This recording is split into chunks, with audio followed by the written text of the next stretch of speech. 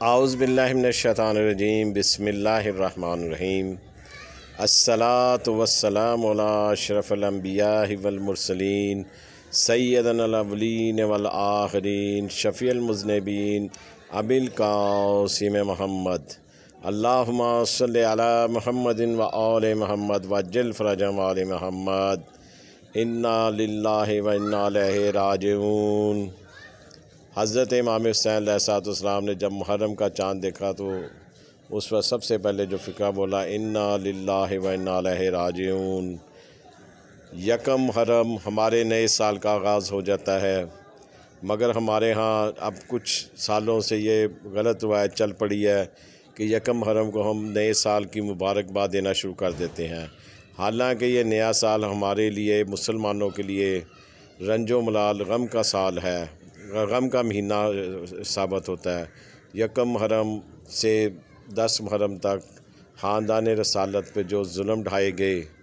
اور مولا امام حسین علیہ السلام خانوادہ رسول کو لے کر مدینہ سے کربلا پہنچے 6 ماہ کی مسافت میں، اور پھر کربلا میں جو ان 10 دنوں میں امام حسین علیہ السلام کا پانی بند کیا گیا اور بے جرم و خطا امام حسین علیہ السلام کو شہید کیا گیا، لاشوں پہ گھوڑے دوڑائے گئے اور بھوک پیاس کی حالت میں امام حسین علیہ السلام کو شہید کیا گیا، اور بیویوں کے سروں سے چادریں چھینی گئیں، آل رسول کو گلی گلی کریا کریا پھرایا گیا کھلے بالوں کے ساتھ۔ ہمارے چند جو سے افراد ہیں، خاص طور پہ جنہیں دین کا کچھ علم نہیں ہے، وہ اس سال کی مبارکباد دینا شروع کر دیتے ہیں کہ نیا سال مبارک ہو۔ ارے خدا کے لیے سوچو، یہ نیا سال یکم محرم جب شروع ہو رہا ہے تو اس میں رسول اللہ کا خاندان لٹ گیا، ہم کیا رسول اللہ صلی اللہ علیہ وآلہ وسلم کو یہ اجر رسالت ادا کر رہے ہیں کہ ہم نئے سال پہ ایک دوسرے کو مبارکبادیں دیتے ہیں۔ ارے یہ نیا سال وائے ہو تجھ پر کہ نیا سال تو اہل بیت کے لیے مصیبت کا سال آیا ہے، مصیبت کا دن لے کر آیا ہے کہ خاندان رسالت کو کس طرح کی اذیتیں دی گئیں۔ ہمیں اس نئے سال کا یکم محرم کو جناب رسول خدا صلی اللہ علیہ وآلہ وسلم کو پرسہ دینا چاہیے، بی بی زہرا سلام اللہ علیہ کو پرسہ دینا چاہیے، مولا علی کو، امام حسن کو، امام حسین کو، امام زمانہ علیہ السلام، تمام مولا کو ہمیں پرسہ دینا چاہیے کہ مولا یہ آپ پہ بڑے سخت دن تھے اہل بیت پہ، ان کا ہمیں پرسہ دے کے ان کی یاد میں رونا چاہیے، آہو بگا کرنی چاہیے۔ اور مولا امام جعفر صادق علیہ السلام فرماتے ہیں کہ میرے جد امام حسین علیہ السلام کو اس طرح رو جس طرح کوئی 80 سالہ بوڑھیا اپنے 18 سالہ جوان بیٹے کی لاش پہ روتی ہے۔ یہ ہمیں کسی طور زیب نہیں دیتا کہ ہم نئے سال کی مبارکبادیں دیں، یہ اس کے بجائے ہم نئے سال کی شروعات جو ہے ہم اپنے نبی پاک صلی اللہ علیہ وآلہ وسلم کو ہدیہ تعزیت پیش کریں مولا رسول خدا کو، کیا امام حسین علیہ السلام کو بے جرم و خطا شہید کیا گیا، مولا رسول خدا آپ کو آپ کے بیٹے کی شہادت پہ ہم ہدیہ تعزیت پیش کرتے ہیں۔ کیا ظلم نہیں ہوا کربلا میں جو امام حسین علیہ السلام پہ نہیں کیا گیا۔ 3 دن تک مولا کو بھوکا پیاسا رکھا گیا، اس کے بعد مولا کا گلا نماز کی حالت میں کاٹا گیا اور خشک گلے پہ تیر چلایا، اور عصر کے وقت گھوڑوں جس وقت امام حسین علیہ السلام تیروں سے چاروں طرف تیر لگے ہوئے تھے، اس حالت میں مولا نے سجدہ ادا کیا، اور اس حالت میں بھی شمر گردن پہ چڑھ گیا اور امام حسین علیہ السلام کی گردن کو کاٹنا شروع کیا، اللہ اکبر کہنا سے معلوم ہے۔ اور یہ وہ وقت تھا جب اور اللہ اکبر بھی کہہ رہا تھا، اس جگہ پہ خنجر چلا رہا تھا جس جگہ مولا رسول خدا صلی اللہ علیہ وآلہ وسلم چوما کرتے تھے۔ ان لائنوں نے اس ٹائم یہ نہیں کیا، لوگ حضرت امام حسین علیہ السلام جس گھوڑے پر سوار تھے کہتے تھے کہ اس گھوڑے کو نہ مارو، یہ رسول اللہ کا گھوڑا ہے، مگر یہ نہیں دیکھ رہے تھے کہ جو اس پہ بیٹھا ہوا ہے یہ رسول اللہ کا بیٹا ہے، اس کے اندر رسول اللہ کا خون ہے۔ اور کلمہ بھی پڑھ رہے تھے، یہ نمازیں بھی پڑھ رہے تھے، امام حسین علیہ السلام پر حملے بھی کر رہے تھے اور ان کو مارنے کے لیے ایک دوسرے پہ سبقت بھی لے رہے تھے۔ لعنت ہو ایسے لوگوں پر جنہوں نے امام حسین علیہ السلام کو شہید کیا، اور لعنت ان لوگوں پر جو یزید کو برا نہیں کہتے۔ اب یزید ملعون کا کیا اسلام میں حق ہے، اس نے اس قدر ائمہ معصومین اور مولا رسول خدا کو اذیت دی ہے، کیا وہ جہنمی نہیں ہے، اس میں کوئی دو رائے نہیں ہونی چاہیے۔ جن کی رائے بدلتی ہے وہ بھی یقیناً جہنمی ہے۔ جس نے مولا رسول خدا کی اس حدیث کا پاس ہے کہ حسین مجھ سے ہے اور میں حسین سے ہوں، جس نے حسین کو رلایا اس نے مجھے رلایا، جس نے حسین کو ستایا اس نے مجھے ستایا، حسین کا خون میرا خون، حسین کا گوشت میرا گوشت۔ جب یہاں تک رسول خدا نے کہہ دیا کہ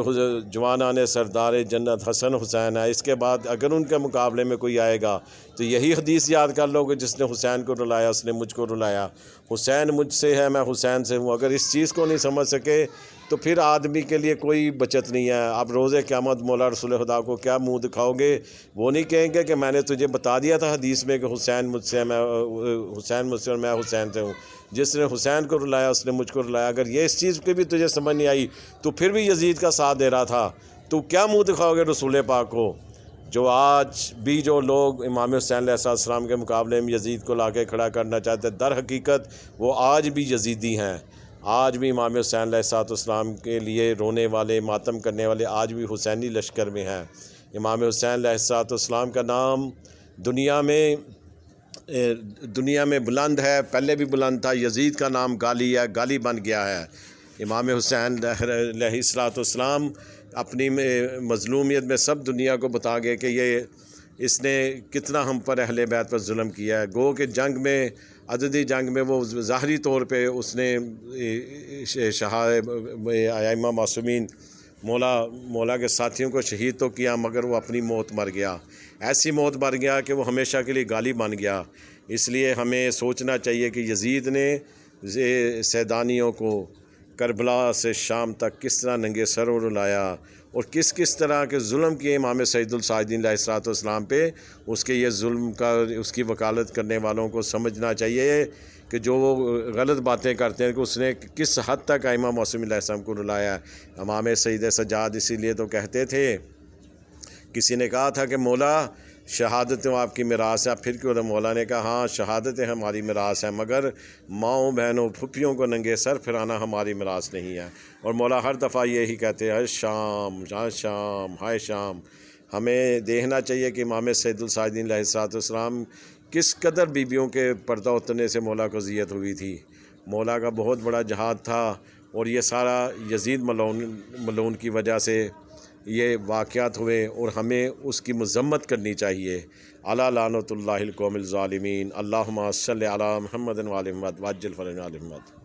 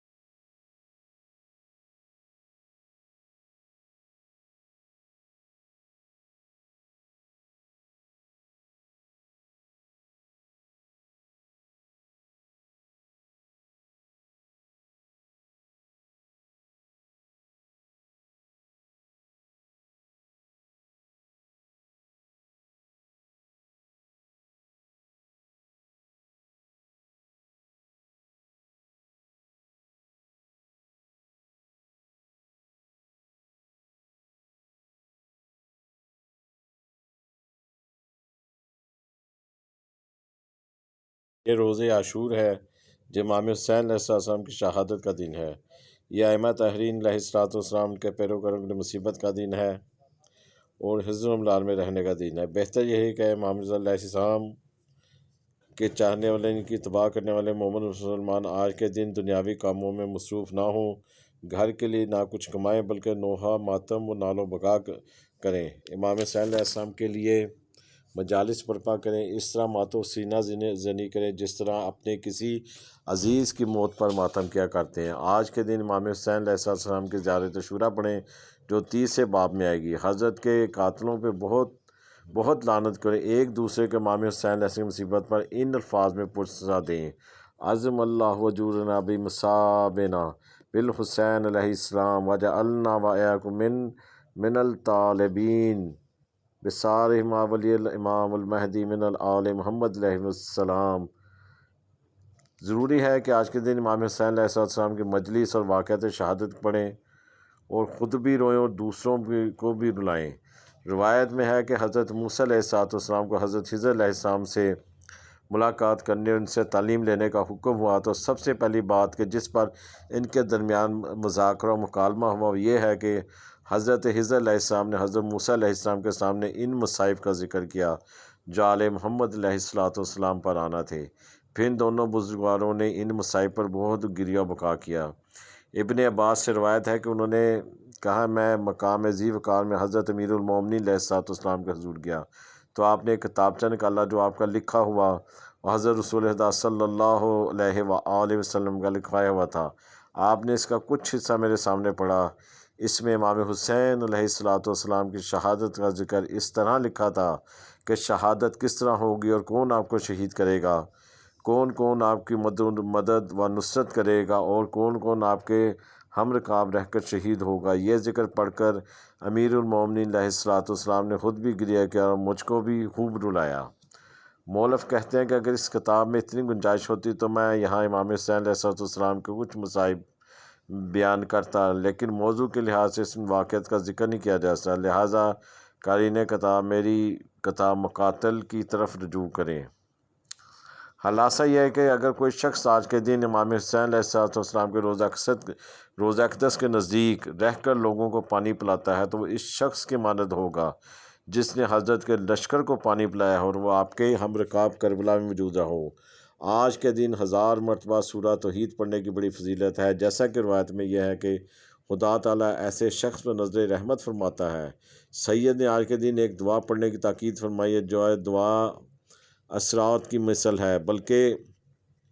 بعض روایت کے مطابق وہ دعائے اسرات ہی ہے۔ شیخ نے عبداللہ بن سنان سے انہوں نے حضرت امام جعفر صادق علیہ السلام سے روایت کی ہے کہ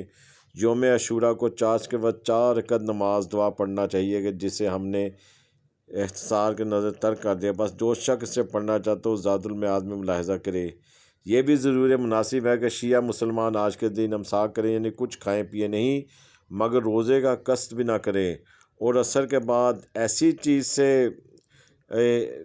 افطار کریں جو مصیبت زدہ انسان کھاتے ہیں، مثلا دودھ یا دہی وغیرہ۔ نیز آج کے دن قمیضوں کے گریبان کھلے رکھیں، آستینیں چڑھا کر ان لوگوں کی طرح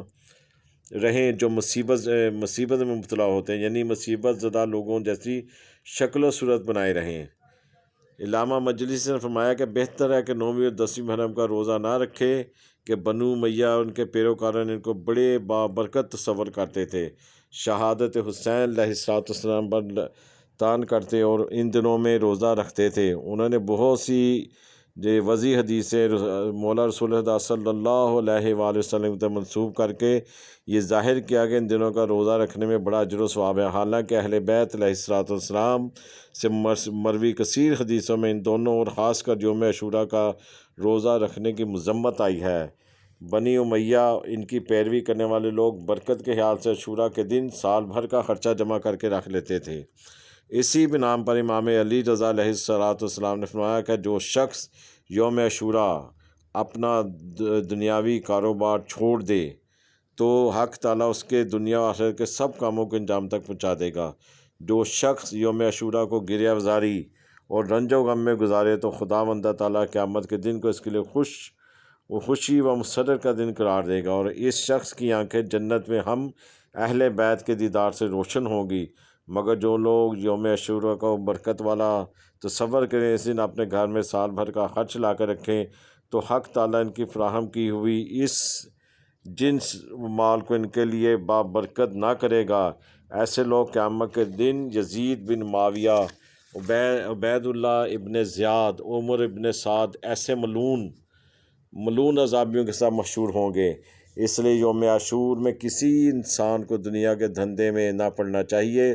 اس کے بجائے گریہ وزاری، نوحہ، ماتم، رنج و غم میں مشغول رہنا چاہیے۔ نیز اپنے اہل عیال کو بھی آمادہ کرے کہ وہ سینہ زنی ماتم میں مشغول ہوں، جیسے کسی اپنے رشتہ دار کی موت پر کرتے ہیں۔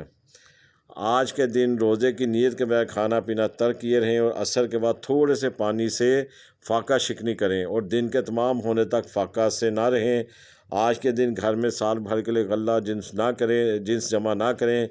آج دن ہنسنے سے پرہیز کریں، کھیل کود میں ہرگز مشغول نہ ہو، اور امام حسین علیہ السلام کے قاتلوں پر ان الفاظ میں لعنت کریں: اللہم لعن قتلۃ الحسین علیہ السلام۔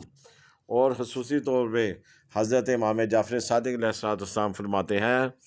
کہ میرے جد امام حسین علیہ السلام کو اس طرح رو کہ جس طرح کوئی 80 سالہ بوڑھیا اپنے 18 سالہ جوان بیٹے کی میت پہ روتی ہے۔ اللہ تعالیٰ ہمیں ان ایام محرم کو منانے کی صحیح معنوں میں توفیق عنایت فرمائے، ہم بی بی سعیدہ کا حق ادا کر سکیں، تاکہ یہ ہمارے پہ حق ہے، اس حق کو ہم اچھے طریقے سے ادا کریں۔ عزا خانوں میں ہماری خواتین سے گزارش ہے کہ وہ با پردہ ہو کر آئیں، اور جو بھائی ہیں وہ سب اپنی نمازیں پوری کریں، نمازیں بھی پڑھیں، اور اپنی عورتیں خاص طور پہ پردہ کر کے آئیں۔ السلام علیکم ورحمۃ اللہ وبرکاتہ۔